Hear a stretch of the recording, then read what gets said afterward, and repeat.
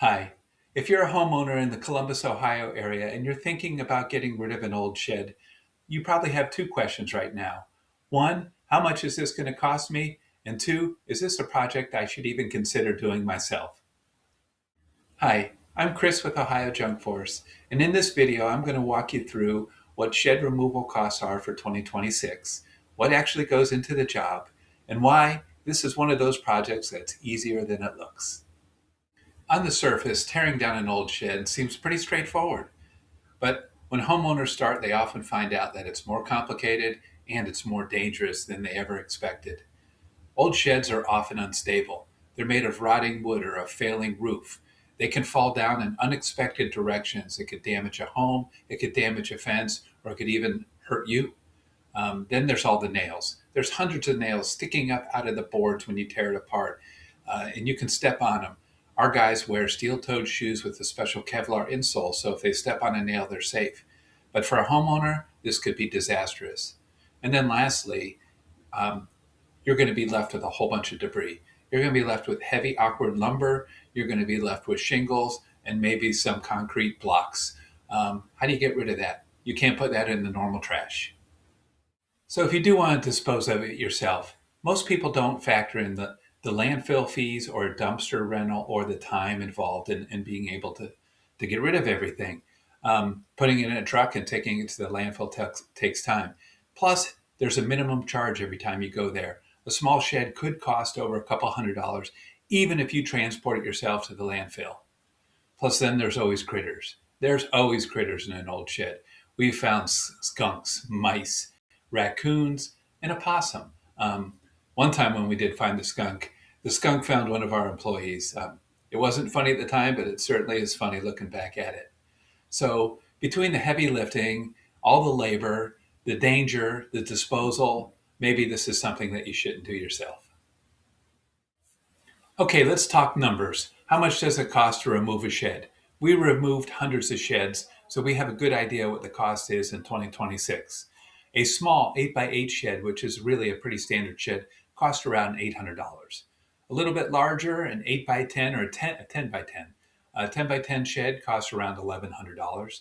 A big shed, like a 12 by 16 shed, that costs around $1,900. It's getting pretty big now. It's like almost like a one-car garage, which we do. A one-car garage detached we can remove for about $2,100. And then we can even do two-car detached garages. They're typically like 20 by 22 feet, and we can remove that for around $3,000. So that includes tearing it down, taking it all away, cleaning up after we're all done. So there's your prices for 2026. So what affects the cost of shed removal? Well, obviously, the larger the shed, the more materials and the more labor that's involved. Is the shed made of wood with shingles on top of it, or is it made with metal? Metal can often be less money than a wood shed, but not always. And then access to the shed is a big deal. Is the shed right next to the driveway? Can we get right to it, or can any junk removal company get right next to it? Or is it way back in the back of the yard and everything has to be torn down and then carried a long ways to make it to the truck for disposal? And then the last thing is the foundation.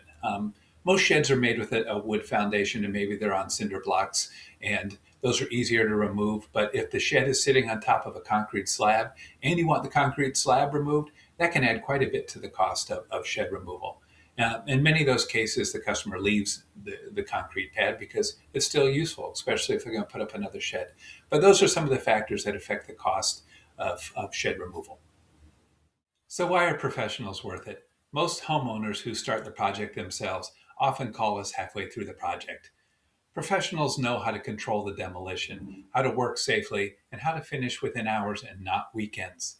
We bring the right tools, the right manpower, the right disposal plan, and we leave your yard looking, well, clean and nice and ready for your next project. Well, if you decide to go the professional route, you have many options. Hopefully, you'll consider Ohio Junk Force. We've been removing sheds and small structures across Ohio since 2010. We've removed hundreds of them. Every job is backed by our amazing service guarantee. We promise we'll be friendly, professional, and dependable, or it's free. That means we show up when we say we'll show up, we do the job safely, and we stand behind our work. So if you have that old shed that's become a safety concern or an eyesore, we're happy to help. You can even find out what the cost might be exactly for you on our website, www.ohiojunkforce.com. We have online price estimators that'll ask you a series of questions and spit out a good estimate for you in under 60 seconds. So whatever you decide, I wish you a lot of luck on your project, and I hope you have a great day. Bye.